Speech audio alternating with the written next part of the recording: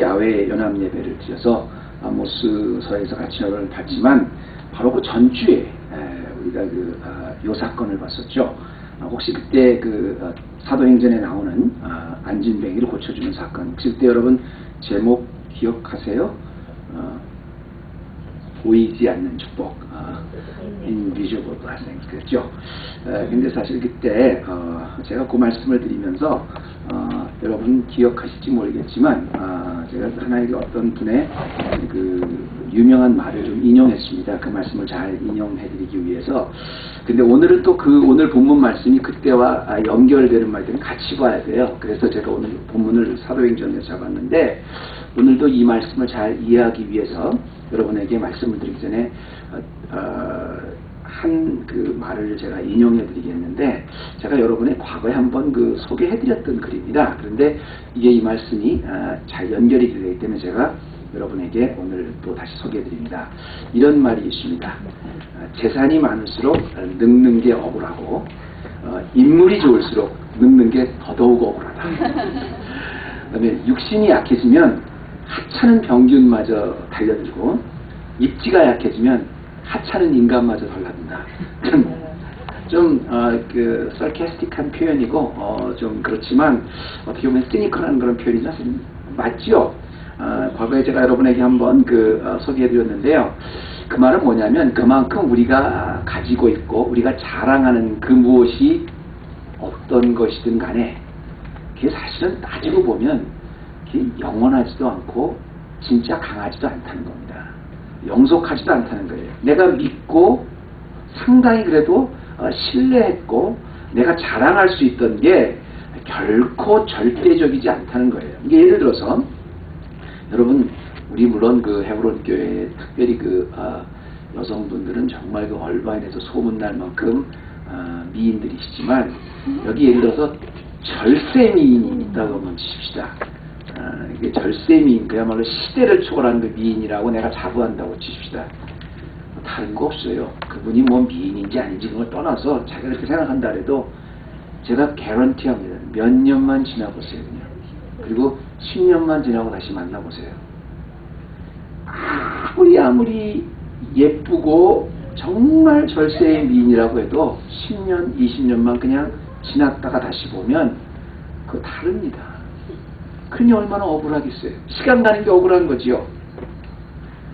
정말로 내가 가지고 있는 것이 다른 사람이 갖지 않은 그 무엇이라고 해도요, 시간이 지나도 그야말로 세월이 흘러도 자신있게 이것만큼은 변하지 않는다 할 수 있는 게 있을까요? 세월을 초월해서 정말 강하다 말할 수 있는 게 우리에게 무엇이 있을까요? 우리 성도들에게는 딱 한 가지입니다. 세월이 지나도, 시대가 바뀌어도, 환경이 변해도 우리가 가지고 있는 오직 예수의 이름, 그거 하나는 변하지도 않고 약해지지도 않고 능력의 원천이라는 거죠.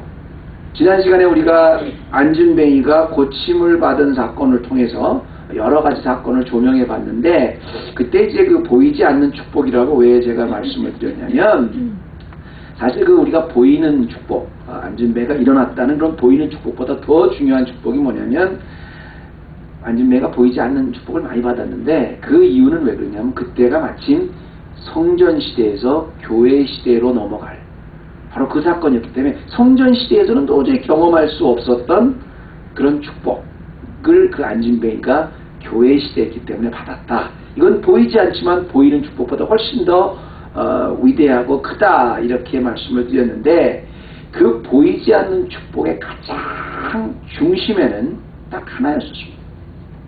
뭐였어요?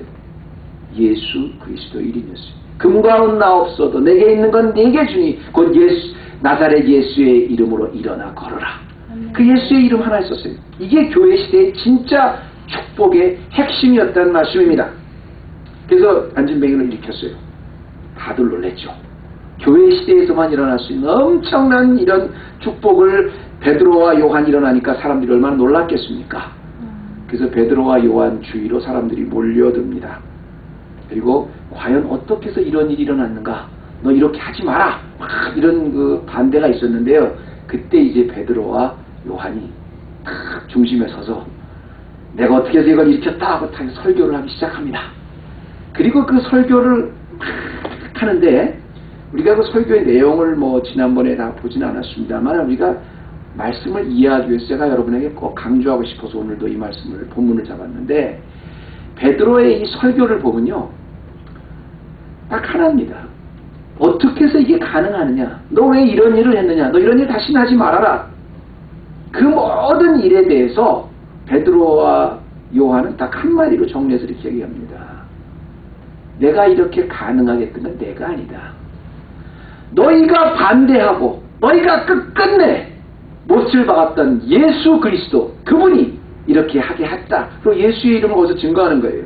거기서 성경의 내용이 뭐냐면 이스라엘 조상 때부터 너희들 뿐 아니라 이스라엘 조상 때부터 지금까지 한결같이 기다렸던 메시아 예수. 그런데도 불구하고 끝끝내 받아들이지 않아서 너희들이 결국 십자가에 못 박혔던 사람 그 예수.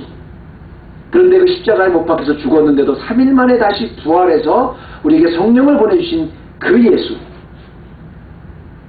그것만 얘기하는 거예요. 그 예수의 이름이 이렇게 능력이 돼. 그래서 오늘 급기야는 4장 12절에 오늘 말씀에 4장 12절에 뭐라 그러냐면 주 예수 그리스도 외에는 4장 12절입니다. 주 예수 그리스도 외에는 다른 이로서는 구원을 얻을 수 없나니 천하 인간의 구원을 얻을 만한 다른 이름을 우리에게 주신 일이 없다. 이렇게 아주 명료하게 얘기를 하는 거예요. 너희가 구원을 받으려면 이것도 좋고 저것도 좋고 그것도 하나의 종교인데 그것도 하나의 방법인데 아니 하나님께서 지금까지 예수 그리스도의 이름 외에는 구원을 주신 이가 없다고 아주 명료하게 그 결론적으로 말씀하시지요. 베드로가 이렇게 설교를 하니까 이제 그 설교를 듣고 있던 사람들이 놀란 겁니다. 왜 놀라냐? 아니 내가 알고 있기로는 저 사람 분명히 갈릴리 출신의 어부인데 그 예수 따라다니던 사람인데 어디서 저렇게 불황무식했던 사람이 저런 거침없는 그런 그 스피치가 나오냐는 거죠. 평범한 사람이 어떻게 저렇게 말을 잘하냐는 거죠. 더더구나 그것도 말을 잘하고 굉장히 유식한 것까지도 이해가 안 되는데 우리가 지금 이스라엘의 가장 높은 지도자들이고 권력 있는 사람들인데 전혀 기죽지 않고 저런 자신감이 대체 어디서 나오냐는 거예요. 그랬을 때 바로 베드로가 강조한 게 이렇게 내가 거침없이 너희들에게 선포하고 자신있게 말할 수 있게 한 것도 예수 그리스도라는 겁니다. 예수 그리스도의 이름은 베드로가 그렇게 담대할 수 있도록 말씀을 이끌게 한 힘이었다는 거예요. 그 12절 바로 위에 10절만 말씀 들을까요? 너희와 모든 이스라엘 백성들은 알라. 여기 있는 사람들 통해서 베드로가 계속 설교하는 겁니다. 너희가 십자가에 못 박고 하나님이 죽은 자 가운데서 살리신 나사렛 예수 그리스도의 이름으로 이 사람이 건강하게 돼서 너희 앞에 섰다 이렇게 얘기를 하는 겁니다. 그러니까 내가 너희들은 지금 어떻게 해서 안진뱅이를 일으켰냐 놀래고 있지만 내가 한 게 아니고 이상할 게 아니고 너희가 죽인 너희들이 십자가에 못 박혀 죽은 그 바로 예수 그리스도가 살아나셔서 그의 이름으로 이 사람을 살렸다 지금 이 얘기를 하고 있는 겁니다. 성전 시대에서 교회로 넘어가게 해줄 때 나타났던 첫 번째 기적이었더니 안진뱅이가 일어난 사건의 중심은 처음부터 끝까지 예수 그리스도 한 분이었습니다. 이 이름을 통해서 예수 그리스도 이름을 통해서 베드로의 입에서 전파된 예수가 오늘날의 우리 성도들에게도 우리 예수 그리스도를 믿는 성도들에게도 도전해 주는 게 있어요. 뭔가를 한번 보기 바랍니다. 첫 번째는 이 예수 그리스도의 이름을 여러분에게 소개해 드리려 하는데요. 가장 능력 있는 예수 그리스도의 이름이라고 해도 결코 세상의 환경이 바뀌는 것은 아니라는 것입니다. 다시 할게요. 가장 능력 있는 그동안의 성전시대에서는 경험하지 못했던 이름 예수 그리스도의 이름이라고 해도요. 그것이 결코 사람의 영혼을 바꾸지만 세상의 환경을 바꾸지는 않는다는 것입니다. 이걸 잘 알고 계셔야 돼요. 이 베드로의 설교에서 우리가 굉장히 중요한 부분 중에서 이건데요. 이게 무슨 말이냐면 여러분 내가 이제 교회가 됐어요. 어떻게 교회가 됐냐면 주는 그리스도시요 살아계신 하나님의 아들입니다 하고 그걸 고백함으로 내가 교회가 됐고 여러분이 교회가 됐어요. 그리고 그 고백은 말이죠. 나만 변화시킬 뿐 아니라 모든 사람들을 다 변화시킵니다. 능력이 있어요. 그런데 내가 예수 그리스도의 이름을 갖고 있다고 해서 그 예수 그리스도의 이름이 내가 지금 있는 환경을 변화시키지는 않습니다. 우리는 뭘 자꾸 알고 있냐면 나사렛 예수의 이름이다. 그러면 이게 무슨 뭐 주문인 줄 알아요. 그래서 내가 돈이 없다. 내가 가난하다. 그러면 나사렛 예수의 이름으로 내가 부자가 될지어다. 또 내가 뭐 굉장히 아프다. 그러면 나사렛 예수의 이름으로 나는 건강해질지어다. 나사렛 예수의 이름으로 이 전체가 다 무너질지어다. 이렇게 우리가 주문으로 미신같이 얘기하는데 아니요. 나사렛 예수의 이름은 우리의 영혼을 변화시켜서 우리의 인간을 바꾸는 것이지 그렇다고 환경을 바꾸지 않습니다. 무슨 말인지 제가 말씀드릴게요. 2절 말씀 한번 좀 해주세요. 자, 2절 말씀에 보면 그 백성들을 가르침과 예수를 들어 죽은 자 가운데서 부활하는 도전함을 싫어하며 이렇게 나오죠. 지금 사람들이 지금 성전 시대에서 교회 시대로 넘어오고 나니까 이 사도들이 예수의 이름으로 가는 곳마다 막 병자를 막 고치는 거예요. 그리고 예수를 막 전파하는 거예요. 근데 성전 시대의 주인공이었던 사람들이 예수를 죽인 사람들이거든요. 그 사람들이 그 사두개인, 바리새인, 또 그 서기관들, 제사장, 그 사람들이 예수를 죽인 사람인데 자기가 죽인 예수를 자꾸 전파하고 다니고 그 사람이 예수다 메시아다 그러고 나니까 이 사람들이 굉장히 싫어해요. 감동을 받는 게 아니라 싫어합니다. 싫어하고 나니까 3절에 뭐라 그러냐면 저희를 잡음에 날이 이미 저문 거로 이튿날까지 가두었으나 이렇게 말이 나와요. 예를 여러분 줄을 한번 쳐놓으세요. 이게 굉장히 중요합니다. 왜냐하면 사도행전 전체에 나오는 메시지예요. 사도행전에 보면 예수의 이름이 얼마나 능력인지 가는 곳곳마다 영적으로 그 눌려 있었던 그런 그 세력을 다 무너뜨립니다. 그런데 재밌는 건 뭐냐면 그렇게 영적으로 눌려있던 세력을 무너뜨린다고 해서 그 환경이 변하는 것이 아니라 복음을 증거하고 예수의 이름을 증거하는 곳곳마다 그 시대의 기득권의 사람들, 성전 시대의 기득권의 사람들의 핍박과 눌림은 점점 더 세져요. 그 환경은 하나도 변하지 않았어요. 예수의 이름에 사람이 굴복당했지만 환경이 굴복당하지 않았다는 거예요. 세상의 권세와 세상의 통치는 그대로 있었어요. 사도행전을 쭉 읽어보면 복음이 증거될 때마다 유대인의 핍박과 환난은 능력이 나타나면 나타날수록 점점 더 견고해지고 점점 더 그 핍박이 심해졌다는 겁니다. 자신있게 예수의 이름으로 안진뱅이를 일으켰어요. 성전시대 때는 듣지도 못하고 보지도 못했던 사건입니다. 그리고 났더니 사도들이 모든 사람에게 존경을 받아 예루살렘의 지도자가 됐더라. 그 앞에다 무릎을 꿇었더라. 천만의 말씀입니다. 안진뱅이를 일으키고 죽은 사람을 살리고 벙어리를 말하게 하고 장님을 눈을 뜨게 했. 그래도 핍박은 더 심해졌어요. 지금까지 성전시대에서 보지도 듣지도 못한 차별에 대한 사건, 안진뱅이를 예수의 이름으로 일으켰던 사건, 그 다음에 결과는 그리고 나서 그것 때문에 끌려가서 잡혔답니다. 근데 이게요, 여기만 뿐 아니라 이제 사도행전 전체가 쭉 이제 저랑 같이 사도행전을 같이 공부해 보신 분은 알겠지만 사도행전 전체에 흐르는 메시지예요. 예수의 이름으로 능력을 행했는데 환경은 변하지 않는 거예요. 영적 싸움에서 분명히 이겼는데 현실은 체포가 되더라는 거예요. 세상의 환경은 변하지 않고 그대로 존재하더라는 겁니다. 이것이 오늘날 우리 성도들에게 주는 도전이에요. 여러분, 우리가 무너질 때 언제 무너져요? 내가 예수 믿었는데, 예수의 능력이 있는데, 근데 왜 이렇게 나는 내 생활은 나아지지 않지? 나는 왜 이렇게 세상의 핍박은 더 점점 더 심해지지? 여러분, 우리의 고민이 언제 시작되냐면요, 예수의 이름으로 우리 영혼이 변해도 우리의 육신의 환경이 변하지 않으면 그것 때문에 그 갈등 때문에 우리가 무너집니다.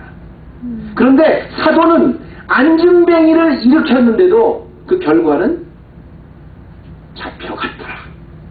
핍박하는 사람의 권세는 그대로 있어요. 저들은 무너져야 되고 저들이 나쁜 사람은 무너져야 되는데 왜 잘 되냐? 그것 때문에 상처를 받는 거예요. 여러분, 제가 오늘 요 말씀을 드리면서 오늘 우리가 그 찬송과 같이 했죠. 예수 누구신고 하니 우는 자의 위로와 제가 오늘 찬송을 한 이유가 있습니다.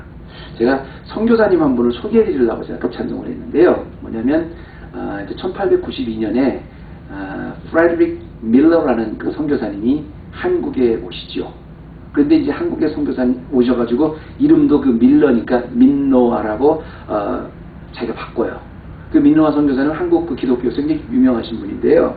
이분의 얘기를 잠깐만 하려고 제가 그 찬송을 여러분에게 같이 한 거예요. 그런데 이분이 선교사 왔을 때 좀 얼마나 힘들었겠어요. 그 100년 전에 우리 한국에서 선교화 그 환경이라는 거는 정말 이루 말할 수 없이 열악했거든요.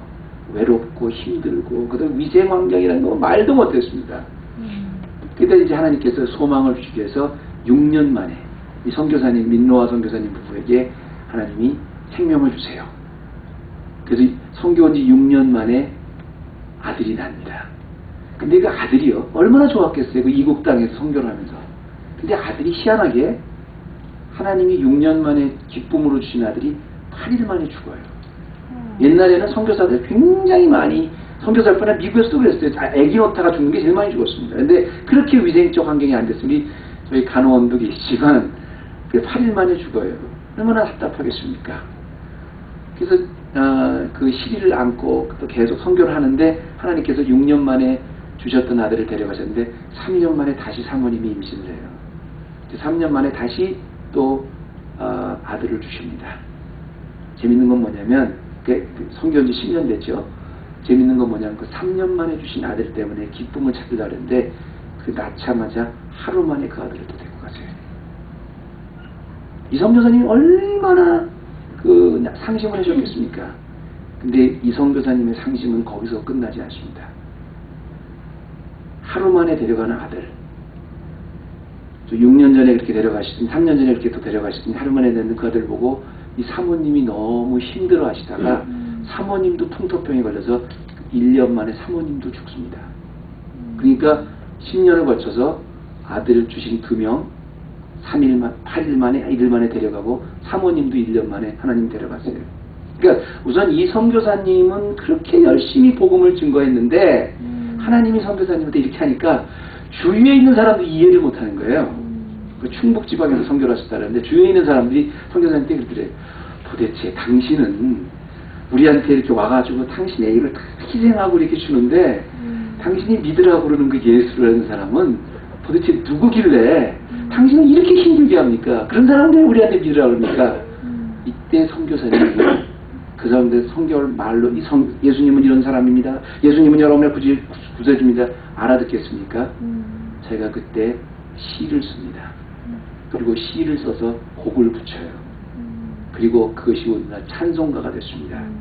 예수님은 누구신가? 우는 자의 위로와 병든 자의 고침이며 없는 자의 풍성과 이렇게 쭉 예수님에 대해서 예수님은 우리의 만왕의 왕이시고 구주라는 것을 찬송가로 무언으로 집니다.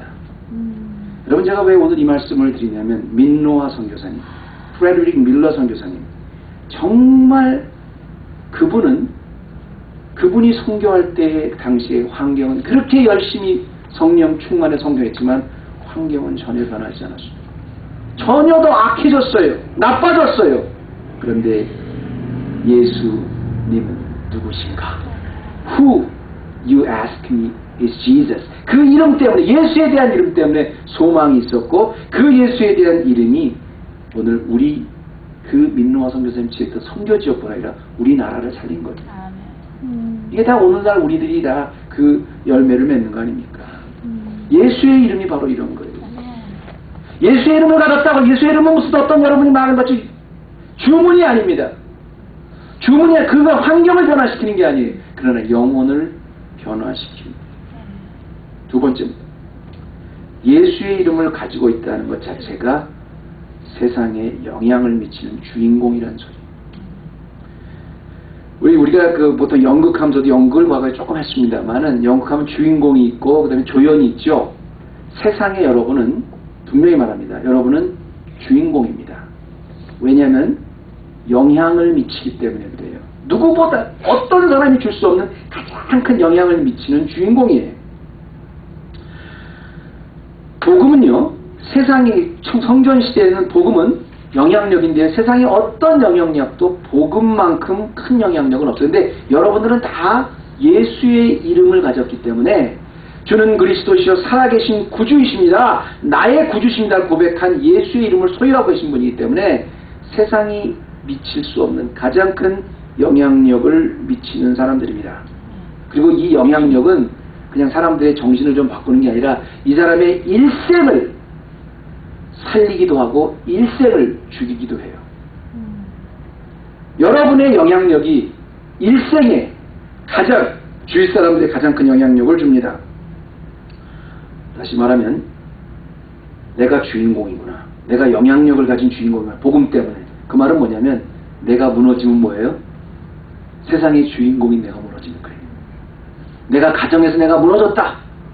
그럼 그냥 무너진 게 아니라 복음의 영향력을 가진 내가 무너졌기 때문에 주인공이 우리 가정에서 무너진 거예요. 내가 친구 가운데 내가 무너졌다. 영적으로 내가 무너졌다. 그러면 친구 가운데 여러분 가장 큰 영향력을 가진 사람이 무너지는 거예요.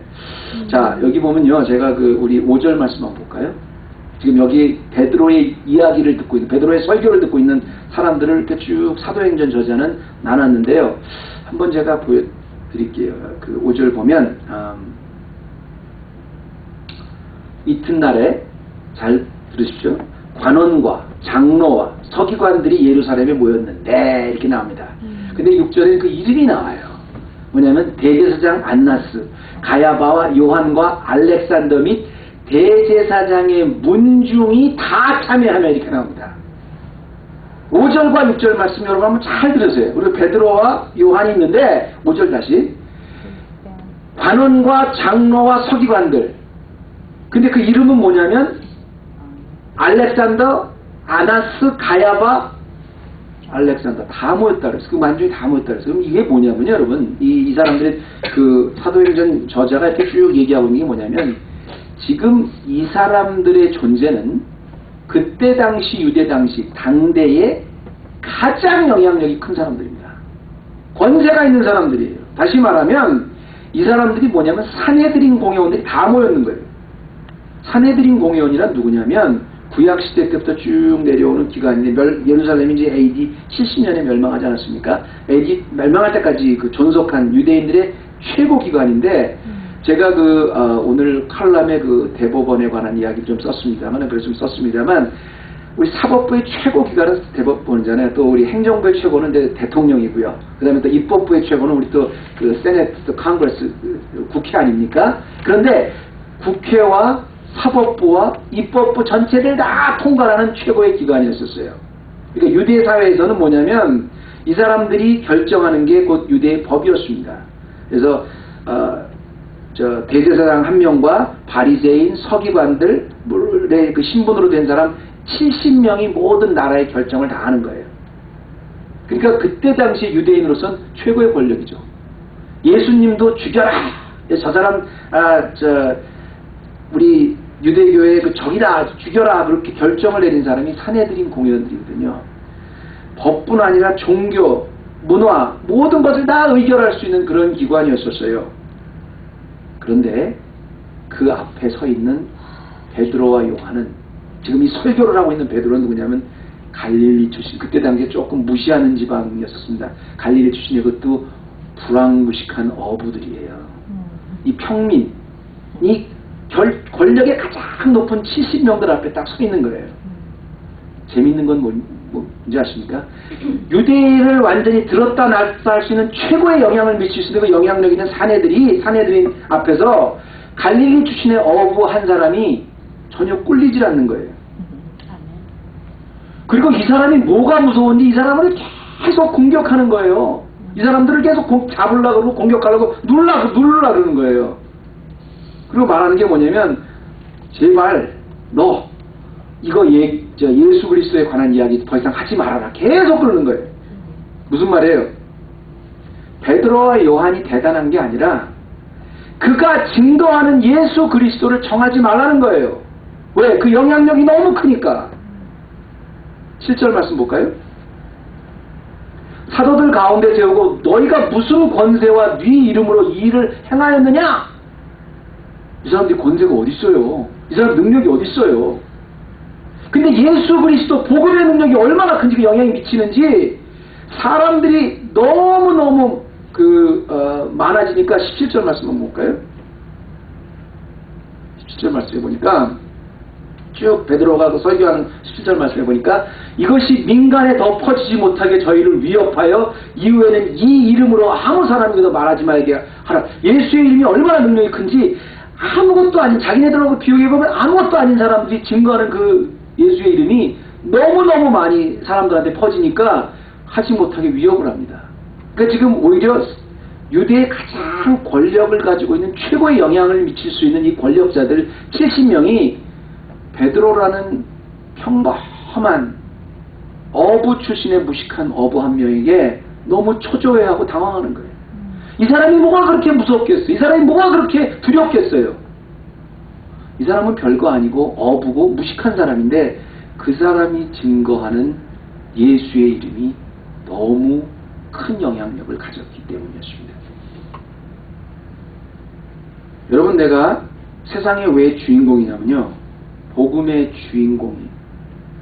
주인공이기 때문에 영향력을 가지는 건데요. 예수님이 너희는 가서 모든 족속으로 제자를 삼아 아버지와 아들과 성령의 이름으로 세례를 주라고 할 때 그냥 주라고 그러지 않았습니다. 가르쳐 지키라 할 때 그냥 가르쳐 지키지 않으라고 그랬어요.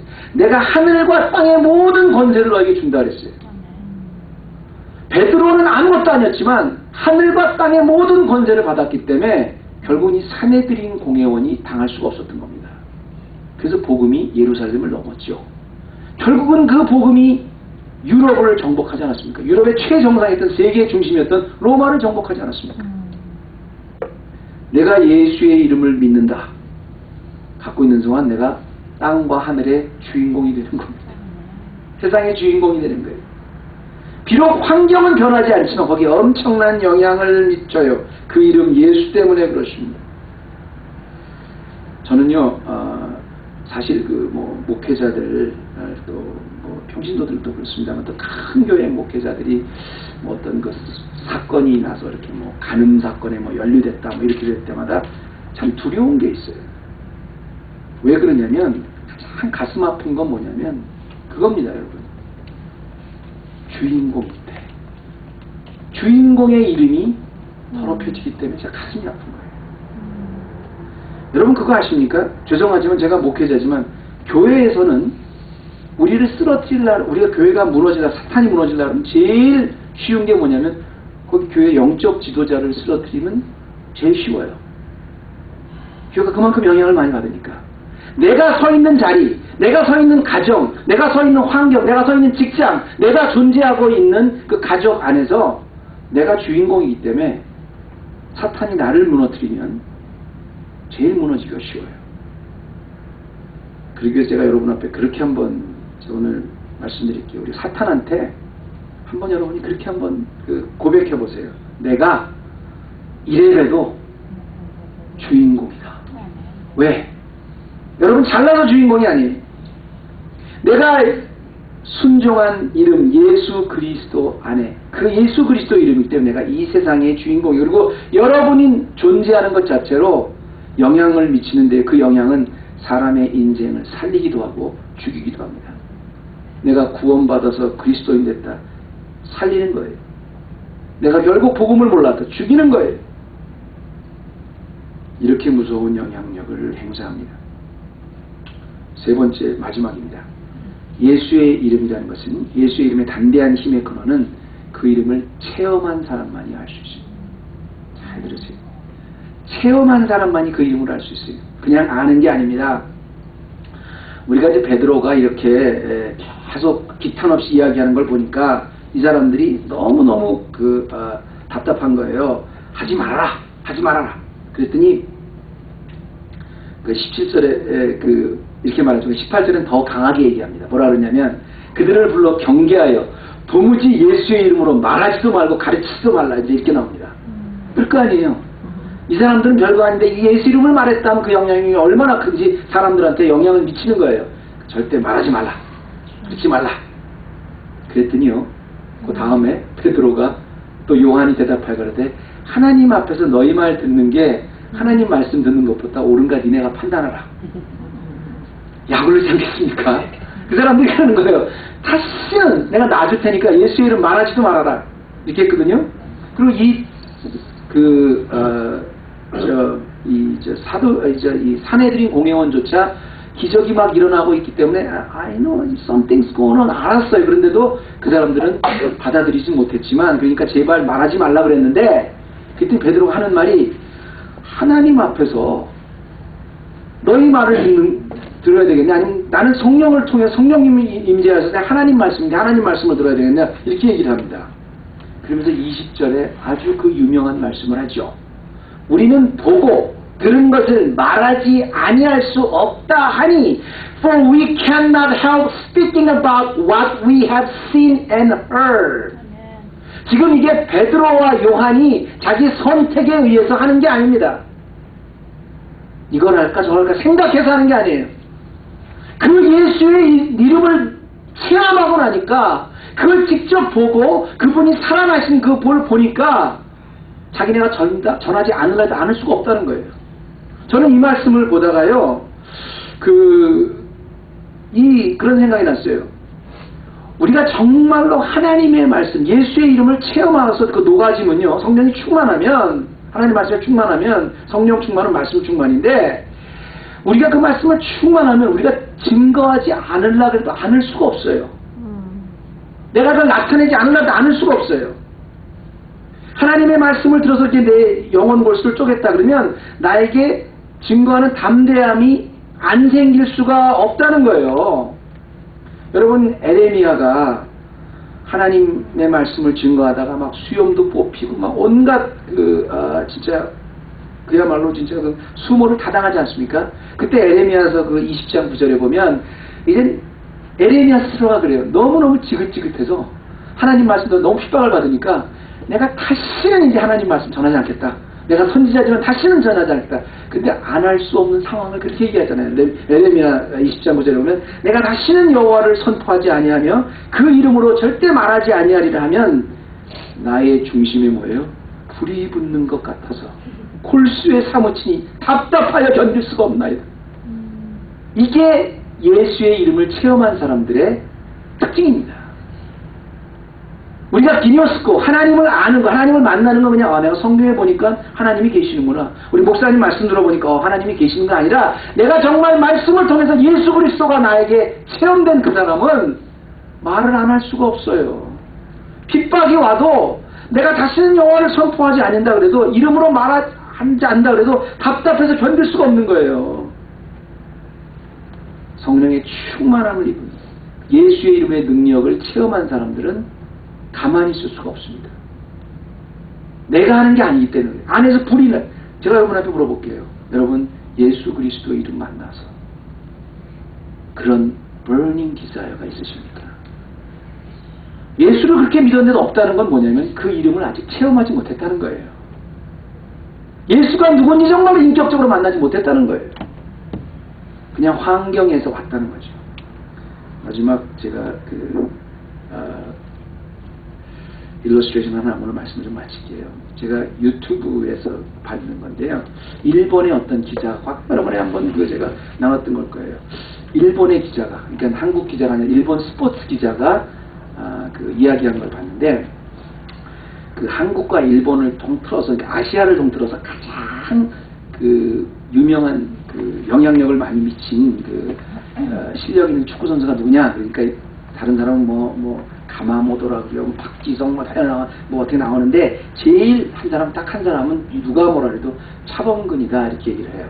왜냐면, 다른 모든 선수들, 혼다라든가, 또 박주영, 이런 사람은 다 보면, 그 리그에서 주연은 아니었었다는 거예요. 근데 차범근만이 그 팀뿐 아니라 전체 세계 최고의 리그에서 특급 주연으로 10년 동안 이렇게 샜다는 거죠. 어떤 아시아 선수도 그 리그 전체에 그 주연이었던 선수도 있는데 리그가 작은 리그가 근데 메이저 리그에서 주연으로 10년 동안 한 선수는 아시아에서는 차범근밖에 없대요. 근데 여러분 잘 아십시오. 저번 차범근 선수 알겠지만 차범근은 박수홍 다 조연이었었다는 거예요. 근데 차범근은 여러분 어느 정도 주연이었었냐면 예를 들어 박지성 선수는 이렇게 나올 때마다 오늘 박지성이 출연할까 안 출연할까 사람들이 그거 갖고 고민했다면 차범근은 나오는 건 고민하는 게 당연히 나오는데 오늘 차범근이 골을 넣을까 안 넣을까 그거 갖고 고민을 했다는 거예요. 그래서 제가 왜 이런 얘기를 했냐면 차범근이 맨 처음에 축구했을 때 우리나라가 너무너무 열악한 환경이었어요. 그야말로 서독에 있었을 때 그때 서독이었죠. 한국이라는 나라 코리아를 전혀 모르는 사람이 훨씬 더 많았대요. 근데 코리아는 몰라도 차범근은 알아. 그래서 축구 선수들이 2002년 월드컵에 왔을 때 다 와서 첫 번째 인터뷰를 하면서 하는 소리가 여기가 차범의 나라입니까? 다 그랬다고요. 그러니까 코리아는 몰랐는데도 차범근은 알아요. 그렇게 유명한 사람이었는데 이 차범근이 갔을 때 세 가지 놀랬다. 그렇죠. 유명한 얘기가 있죠. 첫째, 이름도 모르는 아시아의 조그만 나라에 어떻게 저렇게 축구를 잘하는 사람이 있나. 한국이란 나라 다시 봐야 되겠다. 그래서 놀랐대요. 두 번째 더 놀란 건 차범근이 대학을 나왔다는 거예요. 독일에서는 대학을 간다 그러면 학자 될 사람, 스칼라를 가는 거지 아무나 가는 게 아닙니다. 근데 이 사람이 축구 선수가 대학까지 나온 사람이에요. 세 번째 진짜 놀란 건 대학까지 나온 사람이 영어를 그렇게 못하더라고요. 그게 진짜 놀랐어요. 제가 왜 이 말씀 드렸냐면 근데 지금도 차범근이 영어 잘 못한다고 그래요. 그런데 여전히 전설이 되어가지고 프랑크푸르트 같은 데는 프랑크푸르트 150년 역사의 가장 위대한 선수래가지고 지하철역에도 이렇게 그 차범근을 해놨대요. 근데 이 사람이 그렇게 성공할 수 있었던 이유가 딱 하나입니다. 굉장히 가난한 나라죠. 열악한 환경이었죠. 영어도 못하죠. 독일어는 더구나 못하죠. 근데 이 사람의 지론은 딱 하나였었답니다. 축구 선수는 오직 경기장에서 축구로만 말한다. 이 사람 지론이다. 가난하죠. 알지도 못하는 나라죠. 실력이 어디 있는지도 모르죠. 무시받은 인종차별도 그런 데서도 경기장에서 축구를 워낙 잘하니까 전설이 되는 거예요. 축구 선수는 오직 축구로만 이야기한다. 환경을 다 축구 하나로 극복하는 거예요. 여러분 이 시대에 우리가 살아갈 때 여러분 우리보다 얼마든지 똑똑한 사람 많고 얼마든지 돈 많은 사람 많고 얼마든지 우리보다 잘난 사람 많고 건강한 사람 많아요. 여기서 우리가 성도로서 영향을 미치고 살아갈 수 있는 힘은 뭐겠습니까? 천하 다른 구원을 위해서 이름을 주신 적이 없다는 예수 그리스도의 이름, 이거 하나가 성도를 성도답게 말하는 겁니다. 성도는 예수 그리스도의 이름으로 오직 말합니다. 예수 그리스도의 이름 가지고 이 척박한 세상에 매일매일 다가오는 엄청난 도전을 넉넉히 이기고도 남음이 있으신 여러분 되기를 주님의 이름으로 축원합니다. 기도하십시다. 하나님 참 감사합니다. 오늘도 우리가 예수의 이름에 대해서 하나님 앞에 주신 이 말씀 가지고 또 나누어 보았습니다. 우리가 이 세상에 살 때 무엇으로 성공할 수 있겠습니까? 어떤 것을 가지고 이길 수 있겠습니까? 나를 성도로 만들어주시고 하나님을 아빠 아버지로 부를 수 있는 귀한 이름 예수 그리스도의 이름이 오늘도 내 마음에 이길 수 있는 근원이 되게 도와주시고 악한 사탄의 도전을 넘을 수 있는 힘이 되게 하여 주옵소서. 그래서 세상을 변화시키고 세상을 살리는 영향력 있는 성도들 예수의 이름에 체험돼서 그 이름 위에 살아가는 멋있는 헤브론 교회 모두 되게 하여 주시옵소서. 예수님의 이름으로 기도드립니다.